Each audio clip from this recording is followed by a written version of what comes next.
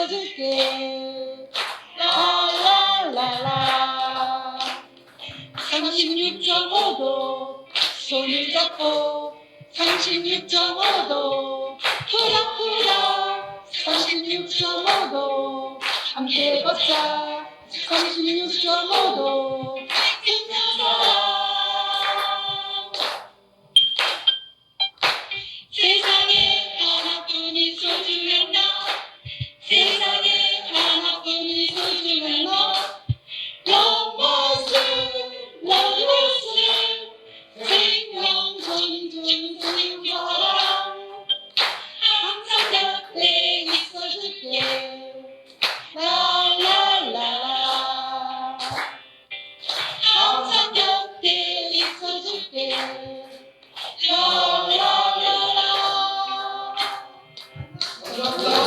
그 여러분들과 함께 특히 나무를 같이 심고 이렇게 와서 잠시 나눔의 시간을 갖는데요. 사실 좀 부담이 없습니다. 왜냐하면 제가 부담이 없다는 거는 잘 듣기 위해서 준비되신 분들이시잖아요. 제가 그 김창욱 씨라고 TV에 가끔 강의 잘하는 분 있죠. 그분 말씀 중에 뭐 여러 공감하는 부분이 있었지만 그분한테 어떤 분이 그랬어요. 세상에서 제일 힘든 강의가 뭐냐 그랬더니 중고생들 앞에서 강의하는 거래요. 근데 정말 무응답에 어떤 반응도 하지 않거든요. 그래서 강의하다 보면 막 속에서 치밀어 올라요. 이거 내가 지금 뭐 하고 있나. 근데 지금은 대학도 똑같아요. 그래서 제가 명지대학에 뭐 1년에 몇 번 가서 특강을 하는데 500명쯤 모아서 특강을 해도 거기 한 명도 반응하지 않아요. 그래서 불안이, 원래는 이제 질문 시간이 10분이 있대는데, 야, 이거 질문 하나도 안 들으면 무슨 창피인가. 근데 또 질문은 해요. 그래서, 근데 절대로 답은 하지 않아요. 그래서 제가 제 그 아들들한테 물어봤어요. 왜 저러냐. 그랬더니, 만약에 거기 응하고 뭐 반응 보이고 그러면 바로 왕따를 당한대요. 그런 분위기다 보니까 어느 누구도 이 조금이라도 반응을 보인다거나 그런 짓을 하지 않는 거예요. 그러니까 김창욱 그 강사께서 그런 말까지 하더라고요. 때려 죽이고 싶다고. 바로 때려치고 아우 이 자식들 니네끼리 잘 먹고 잘 살아 여기까지 그 생각이 든다는데 그 말씀에 굉장히 공감을 합니다. 근데 강의 중에 제일 반응이 좋은 데가 시민대학이에요. 가면 이제 다 어르신들인데 뭐 할머님 할아버님들 그러니까 제 이제 아버지 어머니 세대인데 그분들은 뭐 귀 쫑긋하고 막 열정적인 반응에 막 10명이 나서 강의. 근데 오늘은 뭐 세대는 이제 청년 세대는 아니시기 때문에 적당한 반응을 기대하면서 마음 편안하게 강의하겠습니다. 네. 아, 이 반응 너무 좋아요. 예, 오늘 제가 정성원 선생님 알고 지낸 것도 30년이 훨씬 넘는데 참 강의 듣고 싶었는데 많이 아쉽습니다. 그래서 정성원 선배님으로부터 또 제가 생명이나 평화에 관련한 그런 영감도 얻고 그리고 제 삶의 가르침도 얻어야 되겠다는 기대감이 있었는데 어젯밤에 전화 받고 좀 편찮으시다 그래서 많이 아쉬웠습니다. 근데 제가 정말 오랫동안 알고 지내고 또 존경하는 분인데 오면서 그래서 이제 그 내용을 보니까 깜짝 놀랐어요. 제가 준비한 핵심 메시지하고 거의 같은 거예요. 그리고 심지어는 표현도 같고 그래서 아 다행이다. 제가 우리 정성원 선생님 말씀까지를 조금은 담아서 할 수 있겠구나 하는 생각을 했습니다. 그래서 아마 다음에 뭐 내년이라도 또 이후에도 정성원 선생님의 그 강의를 들을 수 있는 기회가 곧 주어지기를 희망하면서 여러분들과 이 주제, 생명위기 극복은 우리 모두의 과제라는 주제로 여러분들과 1시간 정도 나눔을 하고자 합니다. 사실 저희가 지난 정부 때 이제 여기 계시는 많은 분들을 포함해서 저 이제 인수위 앞에서 시위를 해서 그때 국정과제, 100대 과제 넣었던 그런 기억이 있는데, 이번에 이제 110대 과제가 발표가 됐는데 직접 표현이 뭐 자살률 줄이겠다 이런 표현이 없다 보니까 몇몇 조금 그 젊은 분들이 직접 생명존중 시민회의 사무실로 전화해가지고 현 정부를 아주 강하게 비판하는 걸 들었어요. 근데 그분은 조금 열혈이신데 그 문재인 정부 시절에도 여러 번 저한테 전화를 주셨던 분인데 이번에 이제 과제에 빠졌다는 이유로 굉장히 화를 내시더라고요. 그러면서 나 같은 사람도 자살 시도해야 되는 거냐. 그래서 선생님 그건 아니고요 하면서 거의 1시간 정도 통화를 하면서 나중에 이제 흥분을 가라앉히고 그랬는데, 사실 과제에 넣는다는 것 자체도 중요하지만 실제로 줄이는 게 더 중요한 거였는데, 뭐 여러분들 아시듯이 문재인 정부에서는 그런 좀 아름다운 변화, 바람직한 변화는 일어나지 않았죠. 근데 저는 저부터 돌아보게 됐어요. 그분의 전화를 받고 과연 여기 아마 계시는 많은 분들도 야, 왜 이렇게 자살률이 정말 현저하게 떨어지는 그런 놀라운 변화는 일어나지 않을까. 조금 무거운 생각도 가지실 거고 그런데 그 문제를 한번 여러분들과 생각해 보려고 합니다. 여기 보시면 이제 그 박인주 전 우리 생명연대 상임대표님도 자주 인용하는 문구죠. 이 대법원에서 아마 세계적으로 이렇게 명문을 찾기 힘들 정도로 명쾌하게 정리를 했어요. 그러니까 이 세상 무엇과도 바꿀 수 없는 절대적인 존재다. 그리고 한 사람의 생명은 전 지구보다 무겁고 소중하다라는 것. 또 귀중하고 엄숙하다는데 저는 그 부분은 이제 그동안 여러 강의에서 많이 다뤄졌기 때문에 그 다음 이야기를 하고 싶습니다. 이 존엄한 인간 존재의 근원이다. 사실 여러분이 인간의 존엄성이 어디에서 나올까? 그리고 과연 우리가 그 선진국과 후진국을 나누는, 아니면 문화인과 미개인 야만을 나누는 기준이 뭘까? 잠깐만 생각해 보면 그게 바로 생명이라는 걸 아실 수 있을 겁니다. 만약에 저 종족은 식인 습관이 있어, 내지는 어떤 범죄자가 사람의 생명을 가지고 넘나드는 행위를 했어, 그러면 바로 그에 대해서 우리는 저기는 때로는 짐승이구나, 혹은 짐승보다 못하다, 이런 얘기를 굉장히 자연스럽게 하게 될 겁니다. 근데 제가 요즘에 이렇게 세계적인 통계를 보면 우리나라는 하이 인컴 컨트리스에 포함되어 있어요. 즉 고소득 국가군에, 그러니까 수입이 많은, 돈 잘 버는 나라에 들어가 있어요. 근데 요즘 국제 비교해서 보면 선진국, 과연 자살률, 좀 이따 제가 그림을 보는데 거기에 우리나라가 고소득 국가군에 들어가 있는데 거기서 또 자살률은 엄청나게 높지 않습니까? 근데 그때마다 과연 원래 소득이 대개는, 예전에는 소득이 높은 나라는 거의 생명 존중이 이루어졌었어요. 아마 여러분들이 이제 여기 이제 우리 양두석 교수님도 교통과 관련된 일을 하셨고, 저는 이제 교통과 관련된 일도 예전에 많이 했었기 때문에, 예를 들면 영국이나 프랑스나 선진국에서는 횡단보도에, 제가 만약에 특히 런던에서 횡단보도가 이렇게 있는데 제가 한 5m 전만 가까이 가면 차들이 다 씁니다. 횡단보도에 제가 들어서는 거는 뭐 물론이고, 제가 거기 얼쩡대고 막 왔다 갔다 하면서 핸드폰 보고 이러면은요, 운전자들이 미쳐버립니다. 갈 수도 없고, 간다는 건 바로 내가 야만인이라는 얘기거든요. 내가 야만인이 될 수도 없는데 저분은 도대체 뭘 하려는 거지? 일로 건너겠다는 건지, 아니면 거기서 그냥 핸드폰 보고 노시는 건지. 그러니까 사실 우리는 습관적으로 횡단보도에서 서서 핸드폰 보고 이러지 않습니까? 차들 특히 양보해 주기를 뭐 기다리지만 그냥. 근데 그게 바로 선진국인 거거든요. 그러니까 즉 횡단보도 주변에만 사람이 오고 가도 저 생명을 보호해야 되겠다.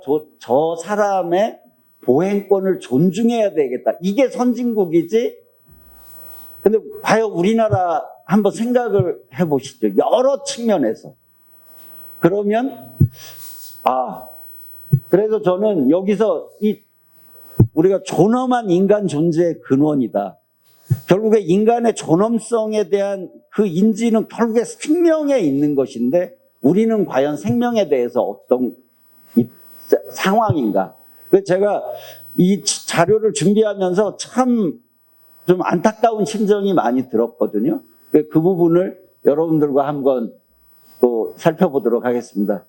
네, 여기 보시면 이제 제가 지난 11, 밑에 표에는 11년간 지난 10년간 이제 자살 통계를, 이건 이제 제가 해마다 3월에 이제 팩트시트라고 발표하는 그 내용에 있는 겁니다. 저는 굉장히 중요한 게 이후에 꼭 보셔야 될 게 뭐냐면 이 정점, 2011년에 자살자가 가장 많았어요, 우리나라. 그래서 약 이제 저기 숫자대로 15,900여 명이 자살을 했고 저기가 정점이에요. 근데 사실 여러분들이 이제 교통사고와 많이 비교를 하기 때문에 말씀드린다면 우리나라 교통사고가 가장 높았던 건 1991년이에요. 근데 그때 무려 한 3,500여 명이 교통사고로 사망을 했어요. 근데 그게 절반으로 줄어들기까지 딱 14년이 걸렸어요. 2004년에, 즉, 한 3, 4년에 걸친 어마어마한 노력으로, 여기 양주석 교수님이나 여러분들의 노력으로, 뭐 저도 조금은 기여했지만은, 그때 원래는 교통사고 정점에 있기 직전에 그때 뭐 안전띠 이제 착용 의무화 생기고 뭐 그러던 상황이에요. 근데 아무리 전문가들이 야 이거 고쳐야 돼, 저거 고쳐야 돼 해도 말을 듣지 않아요. 너무나 이것저것 바뀌는데 오래 걸렸어요. 근데 그럼에도 불구하고 절반까지 가는데 13, 14년 만에 정점에서, 근데 우리 정점은 15,900명의 정점을 찍었는데 거기서 제가 저기 있듯이 2017년까지 꾸준히 줄였어요. 어떻게 좀 이리저리 뭐 옆걸음도 치고 약간 줄었다 늘었다 했는데 2017년까지 저기 있듯이 마이너스 21.6까지 해서 희망이 있구나라고 생각을 했어요. 우리나라도 드디어 자살률이 줄어드나? 저희처럼 특히 생명운동을 하는 사람으로서는 예민하게 봤는데 무려 2018년에 9.7%가 늘었어요. 근데 여러분들 그 사회가 그때 당시 우리 사회가 어떤 시대였는가를 기억해 보시면 어떤 촛불 이후에 저는 문재인 대통령에 대해서 특히 뭐 여러 가지 여기 지지하시는 분들 있고 여러 분들이 계시리라고 봅니다만 가장 안타까운 거는 저는 국정과제 1번 소위 적폐청산. 그러니까 저는 제가 문명국가에서 국정과제 1호로 전 정권을 뭐를 어떻게 하겠다는 사례는 제가 물론 뭐 국정과제 전문가도 아니고 세계 사례는 모르겠습니다만 많이 찾아본 결과 단 한 사례도 없어요. 그러니까 원래 이 정부라는 것도 대통령이나 이런 분들은 되게 새 정부가 출범하면 다 미래를 얘기를 하고 통합을 얘기하고 그리고 어떤 그 속에서의 성장을 얘기하고 국가 발전을 얘기하지 전 정권에 있던 것들을 잡아서 할 거야. 근데 그 순간부터 나라가 이제 급격하게 이제 갈등이 심해지고 어디까지 왔는지는 아마 여러분들이 이번 대선에서 보시면 지금 가족끼리 말하는 사람들 많이 있어요. 뭐 거기까지 왔어요. 그게 정점에 달한 게 2018년이에요. 근데 그 뒤로는 그나마 거기서 이제 뭐 갈 때까지 갔다라고 본 사람도 있고 좀 길들여지면서 그 뒤로 자살률이 약간 낮아졌을 뿐이지, 뒤늦게행의 해석대로 사회가 갈등이 심화되면 자살률은 폭증하게 돼 있습니다. 그게 왜 그런가를 또 살펴보도록 하겠습니다. 어쨌든 다행히 2020년에 4.4%가 줄어서 지금은 정점 대비 17%예요. 그래서 여러분들이 이후에 생명운동을 하실 때 꼭 보셔야 될 게 정점 대비 지금 몇 프로가 줄었나. 그래서 하루속히 우리도 반감기를 만들어야 돼요. 아까 제가 교통사고가 반감기가 2004년에 왔고 지금은 최고 고점 대비 80% 이상이 줄었어요. 즉, 한 번 내리막길을 타면 그렇게 줄일 수 있고, 선진국들, 예를 들면 여러분들이 아는 뭐 프랑스나 스웨덴이나 예전에 자살률 높았던데, 그 다음에 뭐 일본이나 이런데 지금 거의 다 많이 내려가서 그냥 급 슬라이딩을 타고 있어요. 그러니까 내리막길을 한번 걷기 시작하면 우리 교통사고처럼 쭉 내려갈 거라고 보거든요. 그걸 만들 때까지 무엇을 해야 할 것인가가 우리 오늘 여기 모인 저희들의 고민이라고 봅니다.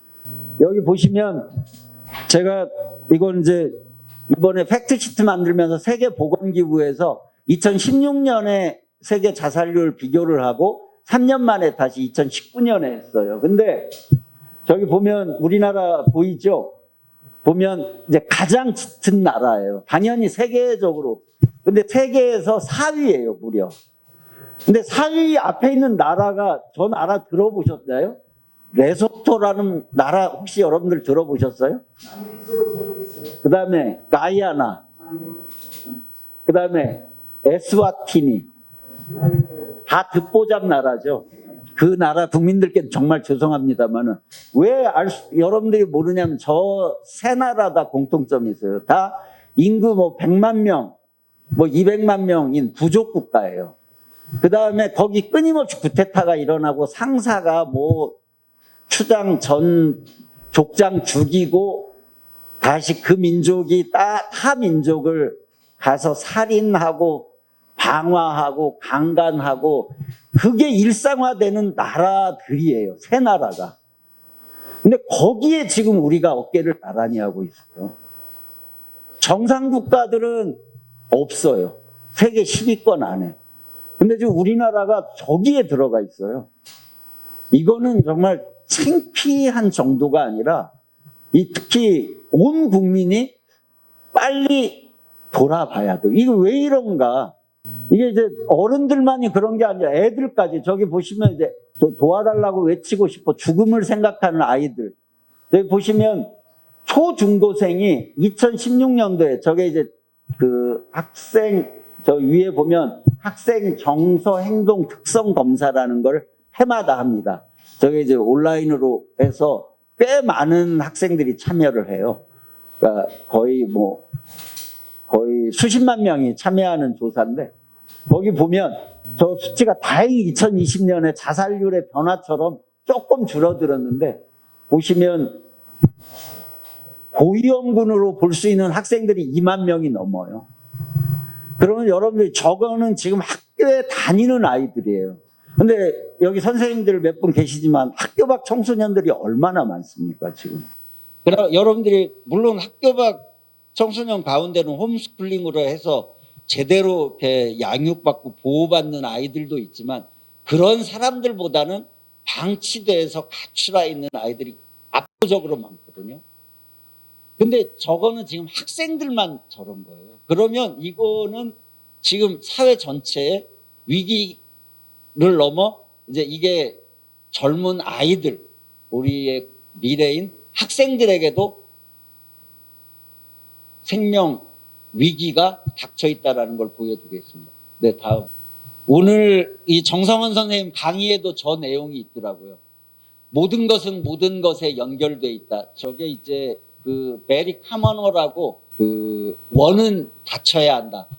더 클로징 서클이라는 생태학의 법칙, 뭐 세상에 공짜 점심은 없다. 그게 이제 생태학의 제 4법칙인데 1법칙이 모든 것은 모든 것에 연결되어 있다는 거예요. 그래서 저 그림표를 보면 저 지금 십자 안에 있는 그게 만약에 생명 위기라고 한다면 그걸 둘러싼 수많은 요소들이 저걸 둘러싸고 있겠죠. 물론 꼭 십자만은 아니고 뭐 10십자가 될 수도 있고 5개, 10개, 3개가 될 수도 있을 텐데 저 중에 저는 한 너댓 가지를 지금 함께 보려고 해요. 왜 이렇게 생명 위기가 심화되는가. 그래서 한마디로 과연 이런 심각한 생명 위기가 그냥 정말 자살, 뭐 갑자기 뭐가 문제가 있어서 자살이 많은 거야? 이건 아닌 거라는 거죠. 그래서 그러면 뭔가 살펴보자는 말씀이죠. 다음.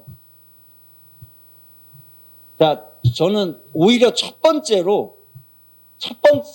위기는 서로 낮은 포용성, 서로를 아무도 인정해 주질 않아요.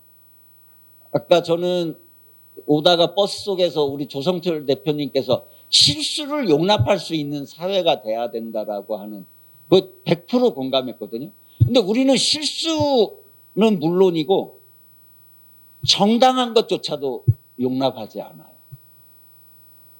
그러니까 제가 아까 이제 대통령실에 2번 있다고 했잖아요. 그때 너무 가슴 아픈 경험이고 사실 제가 어딘가 칼럼도 한번 쓰고 싶은 건데 이제 제가 98년도에 그때가 건국 50주년이었어요. 그러니까 우리나라 정부 출범이 50주년이었는데 그때 행사를 좀 했던 것 같아요. 당연히 50주년이다 보니까. 그런데 제가 아까 그로부터 10년 후에 2008년도에 다시 청와대 비서관으로 일을 하고 있었어요. 근데 건국 60주년인 거죠.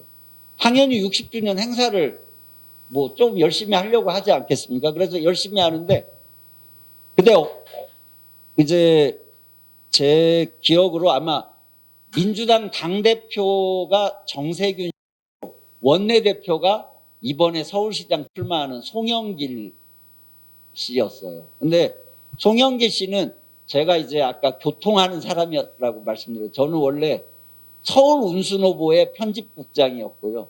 인천 운수노보 편집국장이 송영길이었습니다. 그러니까 얼마나 제가 대학 시절부터 뭐 이후에 민주화 운동 과정에서 얼마나 친했겠어요.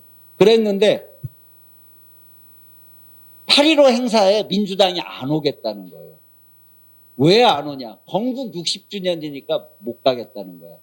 그러면서 뭐라고 MB를 그때 단죄를 했냐면 건국 60주년을 하겠다는 것은 광복 부정 세력이라는 거예요.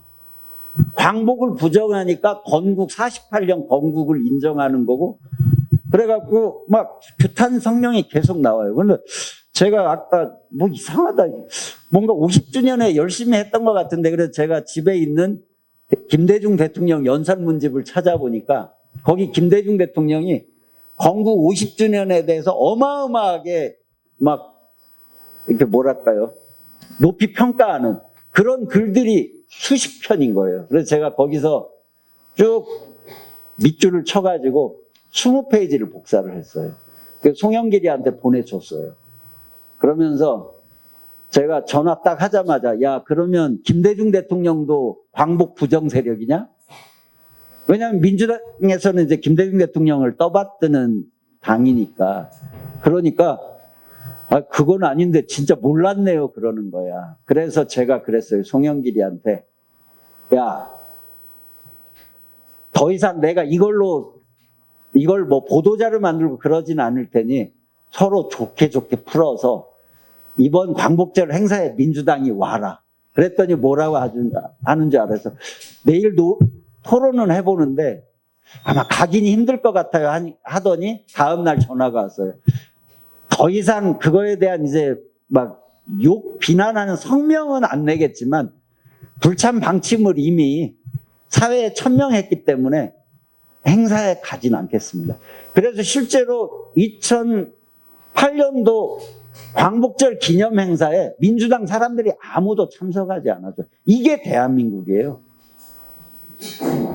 그러니까 저는 뭐냐면 서로 할 말이 있고 안 할 말이 있는데 광복 부정 세력. 세상에 그런 말을 어떻게 할 수가 있나요?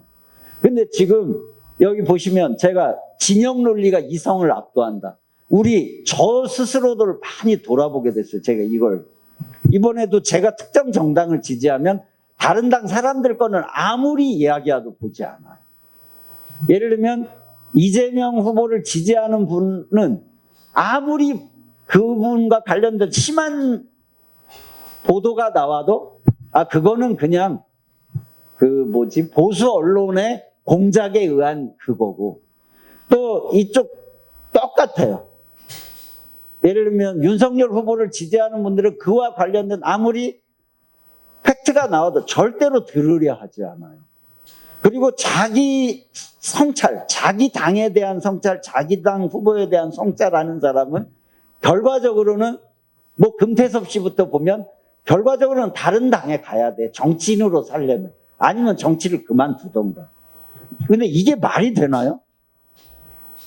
그러니까 민주주의라는 게 끊임없는 토론과 그 속에서 성찰과 그 속에서 성장하는 것이 정당이고 정치 세력이고, 우리는 그냥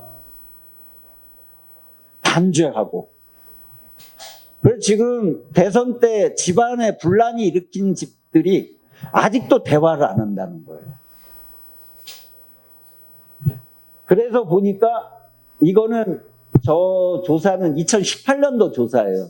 근데 우리나라에서 어설프게 한 게 아니고 영국 BBC에서 그 여론조사 회사인 입소스라는 데에다가 세계 27개국에 쫙 설문조사를 한 거예요. 같은 질문을 가지고. 조사해 보니까 우리나라가 밑에서 첫 번째예요.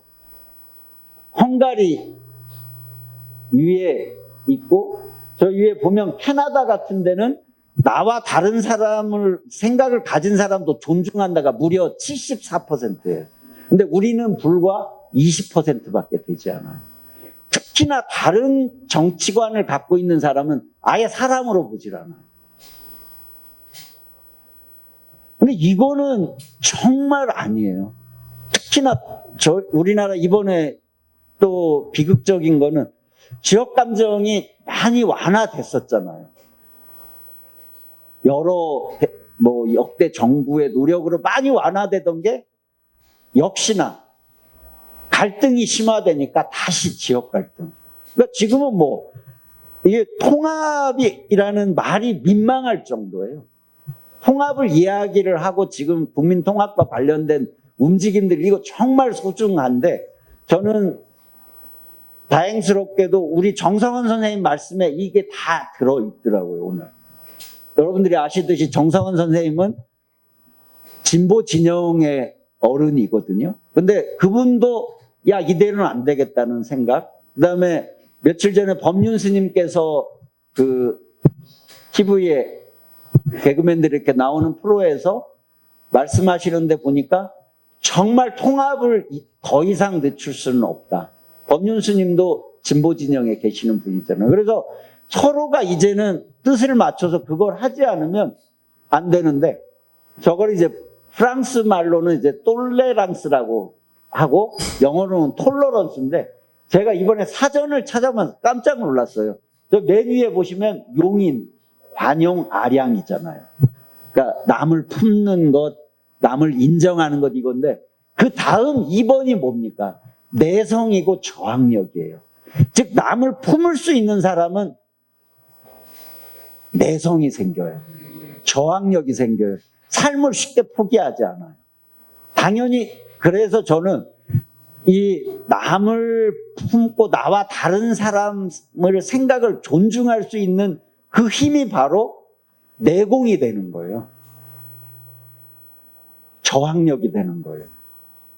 그래서 이게 결과적으로 제가 보면 이 우주의 질서라는 거는 저렇게 다른 사람을 품으면 품을수록 힘이 커지고 그 집단, 사회, 그 개인은 훨씬 버티는 힘이 되는 거예요. 그럼 스트레스가 줄겠죠.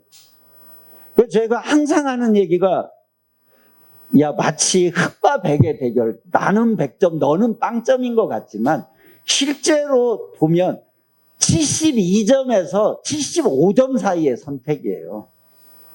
그러니까 저도 제가 특정 정당을 지지하고 있지만 제가 미는 정책이라는 게 사람이라는 게 75점짜리일 뿐이고요. 상대당도 마치 막 죽일 놈처럼 얘기하지만 실제로는 72점 수준이에요. 그래서 3점 정도의 차이인데 그걸 마치 흑과 백으로, 정의와 불의로, 선과 악으로, 완전히 악으로 보잖아요. 거기서 저는 여러분들과 제가 자성해야 된다. 그래서 이후에는 포용의 문화를 나부터 만들어 간다. 그리고 저희부터도 욱하는 게 있으면 내 편에서 욱하게 만들 때는 비판의 목소리를 내시고 상대편일 때는 조금 뭐 그런 사정이 있었나 이렇게 하다 봐야 그래야 사회가 성숙된 사회로 가고 개인도 성숙한 인간이 되지 않겠나. 그래서 저는 이 부분을 가장 먼저 강조하고 싶습니다. 특히나 우리 사회는 너무 과잉 정치화가 돼 있어요. 여러 영역이. 그래서 과도하게 정치화가 되고 정치화가 되는 영역에서는 목소리를 키우고 그 속에서 상대방을 단죄하는 자들이 득세하고 이런 부분을 하루속히 극복하는 게 굉장히 중요하다고 봅니다. 네, 다음. 두 번째는 제가 아까 그 여러 이 십자 축에서 이제 그 축들을 살펴보는 거예요. 지금 이 우리 저출산이나 이 가족 해체 문제가 네 번째 줄에 있듯이 1인 가구 수가 무려 664만 가구입니다. 그래서 지금 거의 가족 해체 이게 이 지구랑 깜짝 놀라는 수준이에요. 근데 거기서 특히 저출산, 아마 여러분들 여기 이제 좀 나이 드신 분들 보통 예전에 학력고사 보면 100만 명 봤잖아요. 근데 지금 보시면 태어나는 인구가 20만 명대예요. 그래서 이제 합계 출산율이라는 게 한 여성이 낳을 것으로 기대되는 사람의 수인데 1 이하는 세계 대한민국 유일합니다.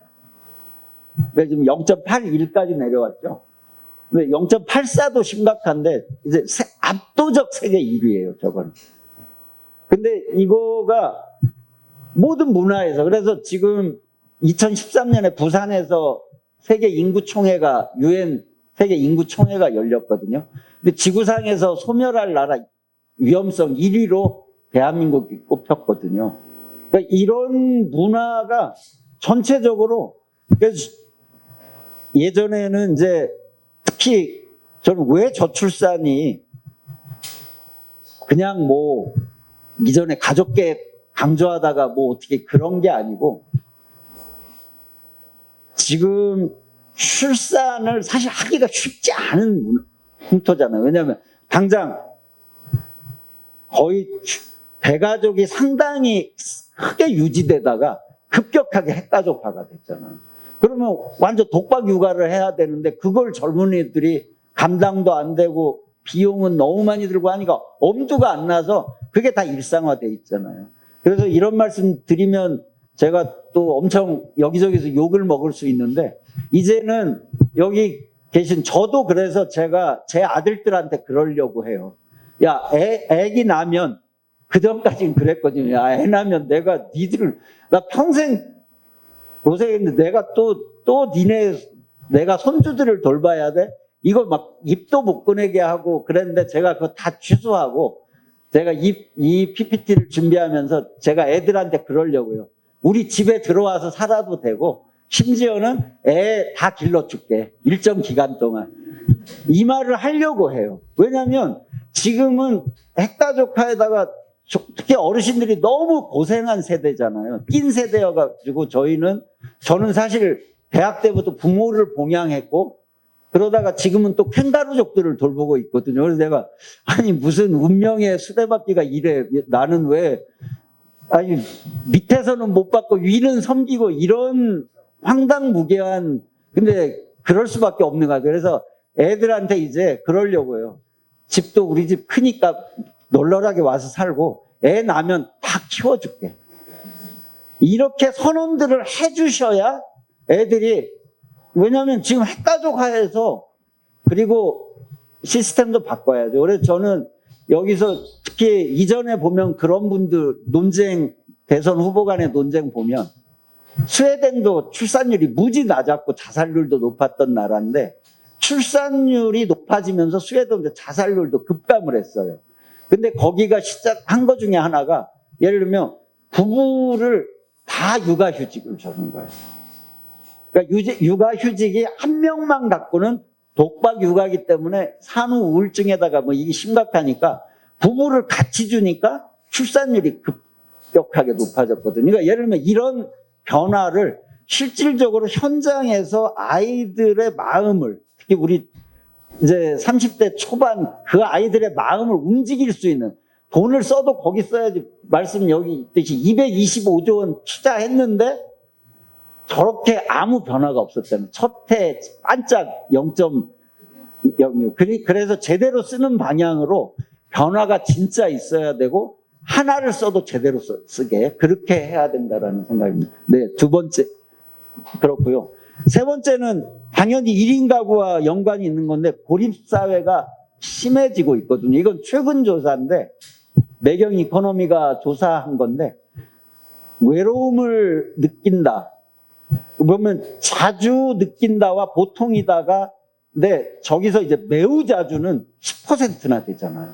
그럼 10%면 저거는 정말 우울 위기에 있는 분이 꽤 있다는 거거든요. 그리고 자주 느끼는 분까지 하면 약 30%가 우울, 그러니까 고립, 고위험 분이에요.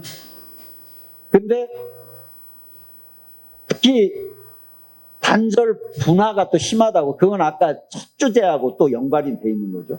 그래서 여기 보면 대안도 뭐 여러 가지가 있는데 통계청에서 2년에 한 번씩 조사를 하거든요. 저건 작년 조사예요. 낙심해 하거나 우울해서 이야기 상대가 필요한 경우 도움을 줄 수 있는 사람이 있다. 70%예요. 높은 것 같죠. 없다가 20%라는 얘기잖아요. 그리고 없는 분들이 거기에서 예를 들면 여러 위기가 닥쳤을 때 어떻게 이거를 풀어갈 것인가. 그러니까 이번에 창신동에서 고독사한번 같은 경우도 조금만, 그분의 물론 개인 성향도 있을 거라고 보는데 조금만 적극적으로 상담이 들어갔더라면, 아쉬움이 많이 남잖아요. 건물도 아니 자기 개인 뭐 10매덕이 넘는 집이 갖고 있는 분인데도 거기가 지금 개척이 안 됐잖아요. 해결을 못 했잖아요. 그리고 예전에 CJ 택배에서도 이 고립 문제를 풀기 위해서 여러 대안들을 냈거든요. 자기네 택배 노동자들이 항상 이런저런 혼자 사는 노인들을 포함해서 여러 다니니까 조금만 연결만 하겠다 해서 저는 그게 좀 기대를 했는데 결과적으로 잘 안 됐어요. 그러니까 저는 예를 들면 저런 고립 문제, 고독사가 지금 1년에 1000명이 넘잖아요. 그러니까 여러분들이 신문에 보는 뭐 일주일 만에 발견됐다, 한 달 만에 발견됐다는 건 이제 극단적인 경우고 실제로 고독사 하는 분들의 수는 1000명이 훨씬 넘어요. 근데 그 망을 왜 대한민국에 그렇게 많은 교회와 성당과 사찰이 있는데, 물론 저도 제가 다니던 전에 교회에서는 이제 동네 독거노인들을 다 동사무소에서 넘겨받아가지고 뭐 반찬 만들어서 가져다 드리고 그런 프로그램을 했는데, 제가 이제 교회를 시내로 이사 오면서 오는 바람에 뭐 그게 계속 되고 있는지 모르겠어요. 근데 저희 교회에서는 정작 그건 하고 있지 않아요. 그래서 그런 부분들이 있다면 그게 확산돼야 되거든요.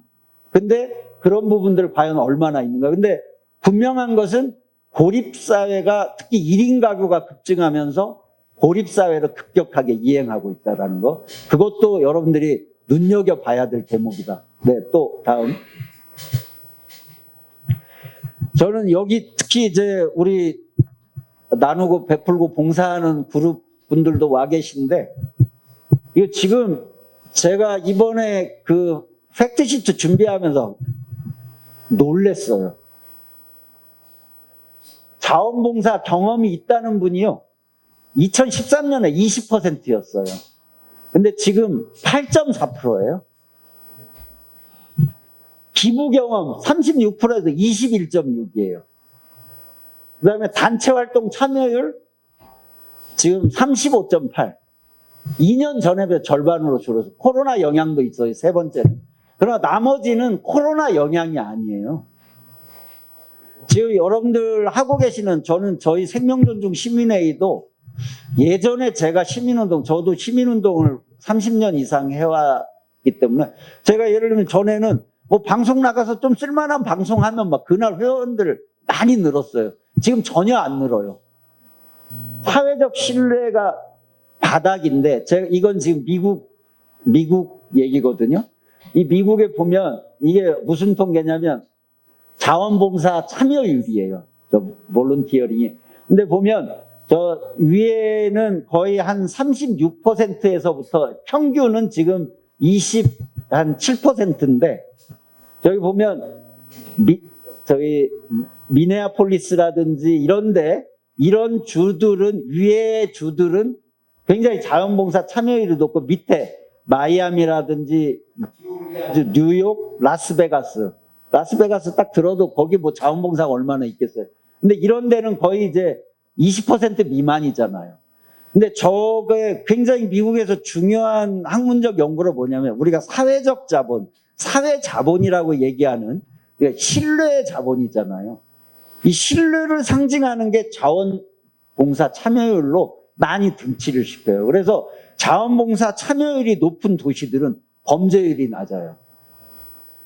따라서 경비를 쓸 필요가 없어요. 경비 수가 1인당 민간 경비 포함해서 절반밖에 안 돼요.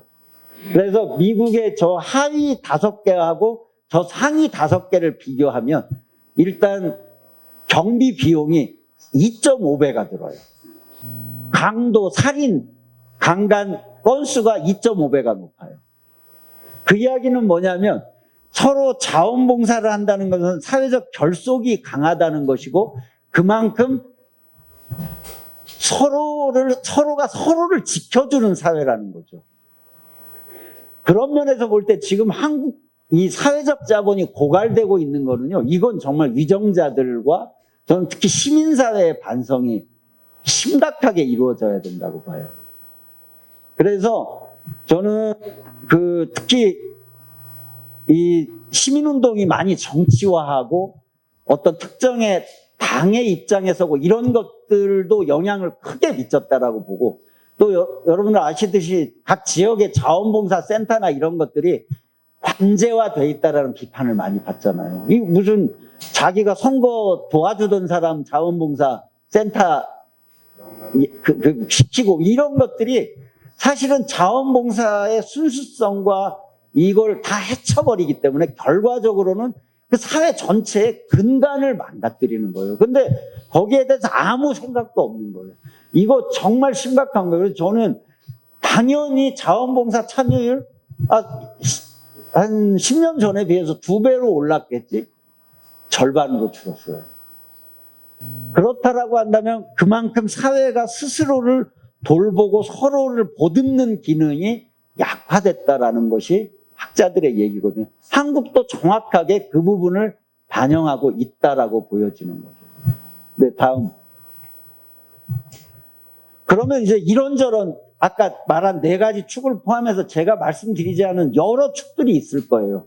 특히 상대적 빈곤이 심화되고 그 속에서 이 상대적 박탈감이 또 너무 커지고 또 우리나라는 비교를 또 많이 하는 저는 요즘에 뭐 비교 제가 요새 이제 저희 회사에서 제 차를 바꿔줬는데 제 막내 아들이 지금 대학교 4학년인데 걔가 하면서 이 차는 그래도 좀 하차감이 있지 그러더라고요. 그래서 야 승차감이 있지 무슨 하차감이 있냐 그랬더니 요새는 승차감은 다 기본이고 하차감이 좋아야 좋은 차라는 거예요. 그래서 하차감이 뭔데 그랬더니 모델이라는 거예요. 그러니까 내릴 때 그래서 그러니까 내릴 때 뽀대가 좀 있어야.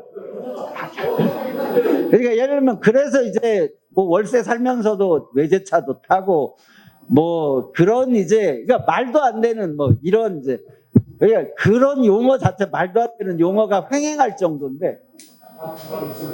네. 근데 어떻든 이런저런 속에서 자살 위기에 닥쳤다 그거예요. 뭐 어떤 이유로든지 자살 위기에 닥치면 그 사람을 과연 품어주는 이제 상황이 발생을 하면 그 사람을 살릴 수 있는 구조가 돼야 되잖아요. 근데 당장 저부터 그래요. 제가 자살 상담을 가끔 하면서도 두려울 때가 있어요. 왜냐하면 저는 일본의 상담 사례는 많이 이렇게 연구를 했기 때문에 일본은 예를 들면 다중부채로 인한 자살 위기다. 그러면 어디 가서 바로 상담하세요. 근데 다중부채인 분한테 나는 뭐라고 상담을 해야 되죠? 그냥 저희 신용불량자 돼서 마음 편하게 사세요 해야 되나요? 답이 안 나오잖아요. 그래서 자살 대책으로 가야 되는 거거든요.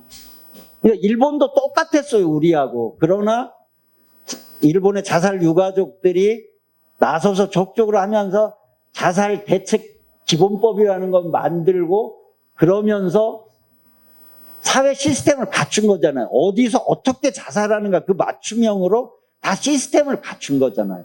아무리 외쳐도 지금 벌써 5년째 이야기해도 자살 대책 기본법 안 만들어지고 있죠. 이 정부에서 만들어야 된다고 봅니다. 보시면 저 자살 대책 기본법 2조 한번 보세요. 개인적인 문제가 아니라 사회적인 문제라고 딱 법에 명시돼 있잖아요. 일본. 파악되는 거야 하고 다양한 사회적 요인이 있음을 감안해서 당연히 다양한 사회적 요인이 있죠. 거기에 맞춤형으로 사회적 대책으로 마련이 돼야 된다는 이게 기본이거든요. 그 다음에 세 번째는 우리는 지금 다 단순히 정신보건적 관점이잖아요. 그냥 뭐 어려움이 있으니까 다 한마디로 그 개인이 헷가닥해서 가는 거 아니냐 식으로 하잖아. 그게 아니다. 다양하고 복합적인 원인과 배경을 가진 거기 때문에 그 실태에 입각해서 아까 말씀드렸지 다중채무라든지 여러 가지 복잡한 경제적 지금 사회 경제적 원인으로 인한 경제적 원인으로 인한 자살자가 25%잖아요. 적어도 경찰 통계로만 봐도 그 이상일 거라고. 원래 충동조사를 하면 38.1%예요. 그러면 약 최소 25에서 38%가 경제적 원인으로 인한 거면 그에 대한 시스템을 갖춰야죠. 위기자들이 가서 마지막으로 호소할 수 있고 그들의 이런 길이 있습니다라고 알려줘야 되는데 없잖아요. 그래서 그 부분 밑에 있듯이 보건, 의료, 복지, 교육, 노동 그 밖에 뭐 금융까지 다 껴서 만들어야죠. 그래서 자살 대책으로 가야 된다는 말씀이거든요. 근데 지금 이거 몇 년째 해도 안 하고 있잖아요. 아직까지 대책 부재로 유지되고 있습니다. 그래서 저는 이게 바로 위기다라고 보고요. 네, 다음. 그래서 메르스 때 난리 쳤지만 뭐 메르스는 잡혔지만 어떻든 저렇게 난리 쳤는데 하루 자살자 만도 못한 거죠. 그때 몇십조를 썼는데 어떤 그런 상황이라는 거. 네. 다음. 그래서 이게 뭐 결론인데요. 심각한 위기, 말 그대로 전면적 위기이기 때문에 전면적 대응을 해야 됩니다. 그리고 이거는 사회, 기업, 우리 정부 모든 주체들이 나서고 바꿔야 돼요. 그래서 저는 이번 새 정부 다행히도 적폐청산이 빠져 있어서 안심을 했습니다. 이 사람들도 일본에다가 전 정권의 적폐를 청산하고 뭐 나라 바로잡는다 이런 얘기하면은 엄청 걱정했을 텐데 다행히 그건 빠졌는데 저는 진영 논리 극복을 위해서 개인도 노력해야 되고 사회도 이제 더 이상 무슨 이슈 나오면 찬반 양론이 어디 있습니까? 솔직히 다 중간이지.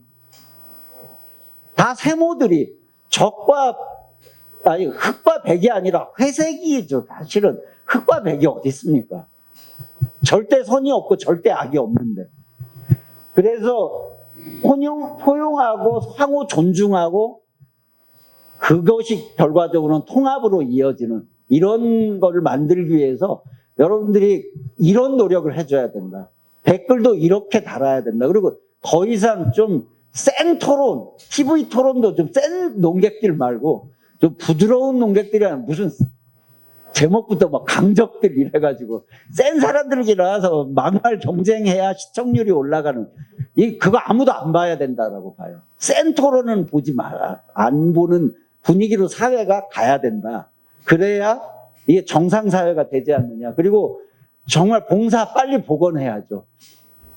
자원봉사율 다시 우리도 40% 50%로 다시 가야지 또 서로 기꺼이 이게 기부하는 문화도 늘려야 된다. 그래서 저는 여러분들 오늘 이런 자리에 오시고 그런 변화를 만들기 위해서 여러분이 속한 사회에서 작은 물결을 일으키고 그거를 저는 여러분들이 오늘 남으신 거 이렇게 한 거 여러분들이 보낼 수 있는 모든 카톡에 공유하셔야 된다고 봐요. 이거 무슨 자랑이 아니고 야 우리 이런 문화를 함께 만들어 가자라는 취지에서 예를 들면 여러분들을 친구나 좀 그래도 마음이 통하는 또 동창 이런데 올려서 내년에는 같이 가자 이렇게 해서 자꾸 자원봉사에 끌어들이는 게 이 사회를 아름다운 사회로 만드는 일이다라고 생각을 합니다. 그리고 네. 감사합니다. 네, 그리고 아까 고립을 위한 노력, 영국은 고독부 장관을 둘 정도잖아요. 그러니까 우리도 이제는 이 사회적으로 고립된 부분들이 고립된 어르신들이나 이런 분들이 일본에서는 그런 움직임이 많거든요. 이따가 잠시 보여드리겠습니다만, 그러니까 예를 들면 함께 텃밭 가꾸기, 그 다음에 일주일에 2번 밖에 나와서 외식시키기. 그러니까 이거를 우리로 말하자면 지역 정신 건강센터와 그 다음에 우리 주민센터 이런 데들이 통합하고 거기 종교계가 함께해서 시민단체와 함께 그 부분을 많이 합니다. 그래서 같이 휠체어 어르신들의 경우도 다 바깥을 구경하게. 그래서 반찬 날라다 주는 것도 좋지만 그분들도 얼마나 받기 그립겠어요. 그래서 그런 작은 소소한 일들이 마을마다 곳곳에서 일어나야 우리 사회가 변화된다. 그래서 다양한 사회적 관계망을 형성하고 그것이 꽃을 피우도록 해야 된다. 그리고 저는 이제 이 생명 위기에서 자살까지 이루어졌어요. 근데 거기서 유가족들이 많이 탄생하잖아요. 근데 결과적으로는 유가족들의 활동이 강화되지 않으면 본격적인 자살 대책은 나오지 않는다라고 생각하거든요. 그런 면에서 유가족들의 그런 상징적인 의미를 고려해서라도 유가족들이 보다 적극적으로 사회에 나서서 활동할 수 있도록 해야 된다. 그러면서 동시에 주창 활동을 해야죠. 기본법 만들어라라고 요구하고 또 아까 말씀드렸던 스웨덴식의 그런 애들을 저출산을 극복할 수 있는 대안을 만들어라라고 적극적으로 외치고 요구하고 이런 복합적인 여러 가지를 아까 자살 위기가 복합적인 다양한 요소에 의해서 서로가 서로를 강화하는 구조라면 한쪽에서부터 맑은 샘물을 일으켜서 그걸 완화시켜서 중심을 변화시켜가는 노력이 필요하지 않은가 싶습니다. 네, 다음. 두 가지 이제 사례입니다.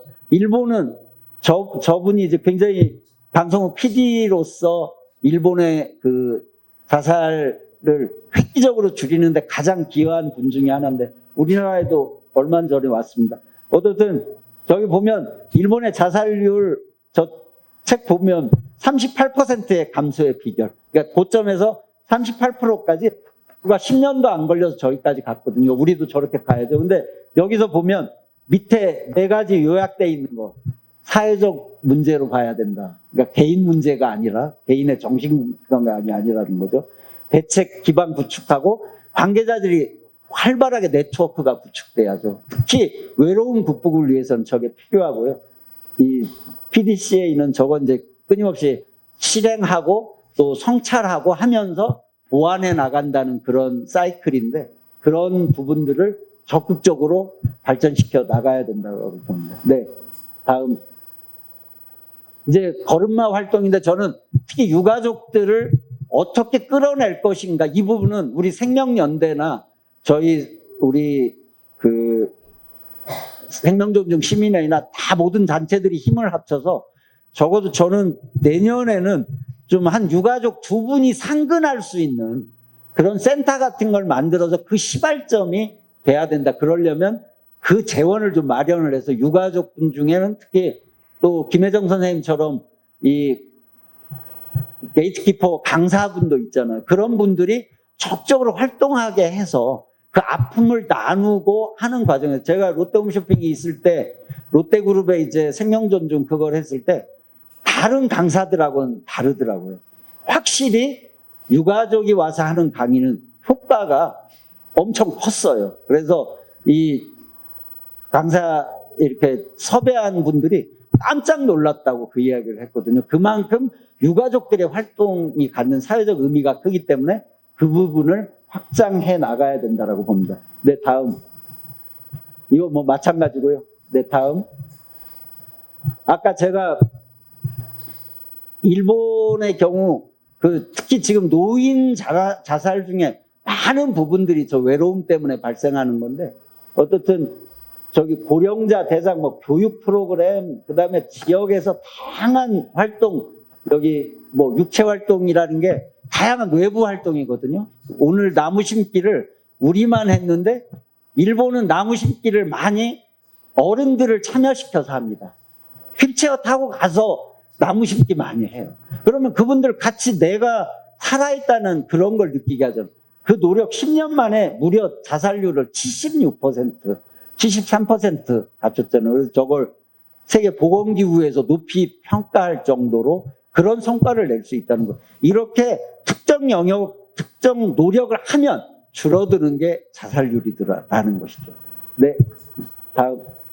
그래서 저는 오늘 여기 계신 분들부터 제가 자성해서 마치 우리 손주 봐주겠다라는 것부터 그리고 여러분들의 교회에서 여러분들이 다니는 성당에서 사찰에서 이런 캠페인 시작해야 된다라고 봅니다. 그게 바로 지역사회 교회고 지역사회 성당이고 지역사회 사찰이죠. 지역사회 교당이죠. 그래서 거기서 소소한 움직임들이 쌓여서 파장이 일어나는 곳이 아닌가 그렇게 보고 그런 면에서 나부터 그런 책임 있는 변화를 만들어 나가겠다는 걸 해서 그 작은 변화가 이 생명 위기를 극복하는 샘물이 되기를 기대합니다. 이상 선생님 고맙습니다.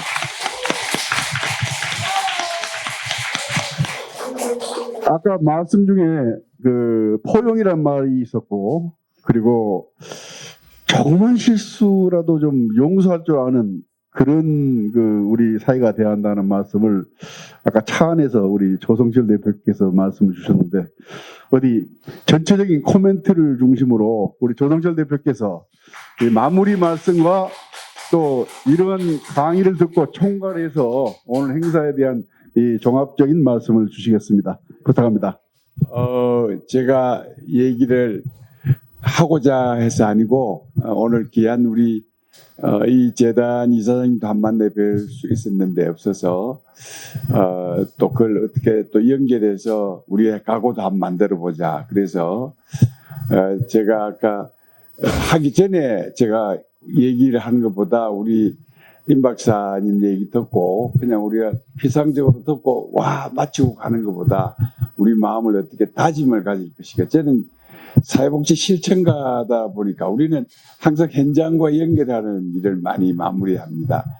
아까 그 몇 페이지에서 잠깐 나오다시피 지금 우리 제가 어떤 이념적으로 이 정부를 얘기하는 거 아닙니다. 어제 아래 정부 며칠 전에 정부가 빈곤을 국가가 대체하겠다 했거든요. 국가는 무생물입니다. 빈곤을 나누는 것은 친구가 하고 부모가 하고 살아가는 짝지가 해요. 여러분 손잡으면 어때요? 밥 안 먹어도 배불러요. 그거를 국가라는 제도가 가운데 들어온 거예요. 내가 아마 굉장히 무서운 그게 사회주의 문제입니다. 그래서요, 여러분들 60년대는 우리가 모르게 죽어가는 사람이 그렇게 없었어요. 그야말로 내 아픔과 어려움을 하소연을 했어요. 내 굉장히 어려워요. 지금 뭐 어려워요. 그 자체가 나를 굉장히 피곤하게 만드는 이를 빼서 뛰어내리자. 이건 누가 만든 것이에요? 잘못된 우리 사회가 만든 겁니다. 저도 사회복지 쪽에 큰 지도자 역할을 하면서 참 어떤 데는 헛일했다.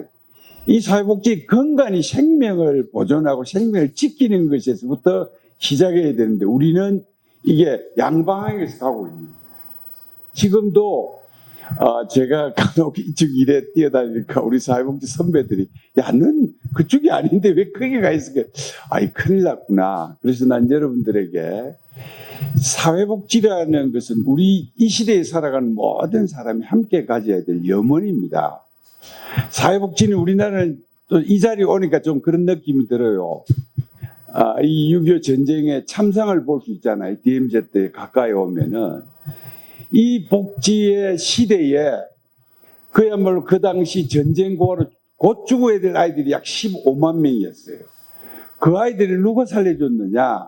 아까 자원봉사가 많이 하는 지역에는 범죄가 없다 했죠. 우리 임 박사께서. 그 미국 사람들이요. 한국에 있던 이 유색인종 조그만한 사람은 인간적인 인연이 뭐가 있어요? 아무 인연이 없지만 그 또한 나와 함께하는 인간이라는 거예요. 여러분들 우리 사람인자를 한문으로 써보세요. 사람인자 이렇게 되잖아요. 이 사람이 나와 또 내가 평생에 보지 않았던 아이지만은 나를 대칭하고 있는 자이기 때문에 그 아이의 문제를 내가 나눔으로써 내가 사는 거예요. 그래서 봉사나 이거는요, 이 선을 베푸는 게 아니라 당연한 거예요. 우리 그 옹진 신부님 캠프에 가니까 우리 한옥순 대장님 단체 명하고 그 오신 분이면 베품이 아니다. 이건 당연한 거다. 그래서 내가 한 회장님 보고 이름 바꿔야 되겠다 이런 말씀했는데 우리가 이제 우리 한 회장님 하는 거는 절대 다수의 사람들이 베품에 대해서 근본을 모르기 때문에 그런 맹칭을 하는 거는 저희들은 알고 있습니다. 그런데 이제 오늘 우리 참여한 우리는요 돌아가서 우리 현장에 가면은 한 가지 우리 생각하면 좋겠어요. 나를 바치고 있는 이 버팀이 자살하면요 내 힘이 자꾸 떨어지는 거예요. 그러면 내가 살기 위해서 자살하는 친구를 잡아야 돼요. 그래서요 이 자살의 근본 원인은 제도가 우리나라는 제도의 결정적인 책임이 있다고 봅니다. 죽게끔 밀어붙이잖아요. 여러분들 행사법도 자살에 비면 행사시효 끝나버리는 거예요. 가까운 일본에 미국 가면 자살해도 그 원인을 찾아내요. 그러니까 살아서 그 문제를 내 억울하다라는 것을 만드는 걸 보고 그래서 우리가 차 안에서 잠깐 오늘 임 박사님 말씀하신 데서 이런 거를 우리 한번 마음속에 담아가면 참 좋겠어요. 자살의 근본적인 원인 중에 또 다른 나를 잃어가는 거하고 그 다음에 저는 제가 마산 출신입니다. 우리 강혜자님 계신 마산에는 진보와 대칭이 많아요. 노동운동하는 분하고. 근데 우연히 노회찬 씨하고 어떤 자기가 갖고 있는 이념에 대한 얘기를 했는데 너무 순한 거를 발견했어요. 우리는 정치인들의 우리는 희생자예요. 경상도 전라도는 정말 희생자들이에요. 그래서 저희들 어릴 때 괜히 전라도 친구 있으면은 묘했어요. 이거는요 대단히 권력을 위임받고자 하는 사람들의 오만이었어요. 그 이제 우리 국민들이 얼마나 똑똑해졌어요. 이걸 우리가 알고 이제 너가 아무리 떠들어도 나는 내 판단은 따로 한다. 저 마산에 우리 제자들한테 야 너가 손가락 잘못 찍어서 이 제도가 잘못된 거다. 이제 나부터 돌아보자. 그래서 실수를 용인하는 사회, 실수를 용인하는 사회 어떻게 해야 되면 우리 옛날에 여러분들 60년도요 돈 제일 작게 들면서 계몽운동 제일 많이 하는 요 불조심 딱 우리 달고 다녔잖아요. 불조심 이가 안 다니까 산불이 막 나는 거예요. 기분 나쁘니까 불질러 뿌리고. 옛날에 안 그랬어요. 이 가장 효율적이고 돈 싸게 치는 홍보비 이 불조심 생명 살리고 우리 이것도 한번 합시다. 생명이 뭐냐? 이거 그래서 실수를 용인하는 사회. 우리 이번 DMZ 방문해서 식목 행사에는 우리 임선미 박사님의 특강을 우리 머릿속에 담으면서 우리 모두 실수를 용인하는 사회를 만드는데 내가 좀 앞장서겠다. 이런 좀 생각과 나는 누구 때문에 존재한다 그랬죠? 또 다른 나. 그게 우리 남이라는 얘기를 해서 절대 안 됩니다. 또 다른 나와의 관계가 크게 융성시키는데 여러분들이 히로인이 되기를 진심으로 바랍니다. 고맙습니다.